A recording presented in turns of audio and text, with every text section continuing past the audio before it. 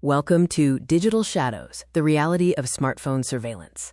This video will provide a diagnostic framework for detecting and removing mobile spyware. Let's distinguish between the Hollywood myth and technical reality. The myth suggests easy, remote control, but the reality is that hackers typically need physical access, user mistakes, or state-sponsored advanced exploits. There are three primary vectors for compromise: physical access, social engineering like phishing, and unsecured networks, such as connecting to public Wi-Fi leading to man-in-the-middle attacks. We categorize threats into commercial stalkerware, like MSPY, which requires physical access and is easy to spot due to high resource drain. Advanced state-sponsored spyware, such as Pegasus, uses zero-click exploits and is extremely hard to detect. The diagnostic heat map highlights key areas of hardware strain.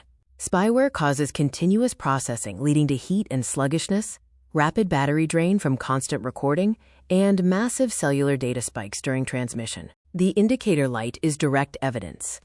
If the green or orange light activates while your phone is idle, it signals that a hidden application is accessing your camera or microphone, indicating a recording is taking place.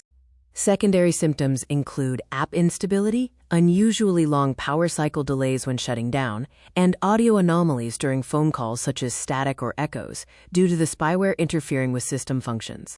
The first treatment step is a permission audit. For Android, remove unknown device admin apps. For iOS, delete unfamiliar configuration profiles. Universally, review and revoke camera and microphone access for low-utility apps.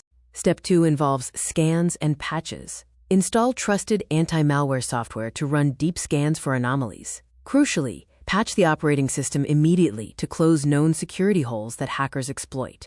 The ultimate cure is a factory reset. This deletes all third-party applications. The critical rule is to not restore from a recent cloud backup, as spyware can hide there.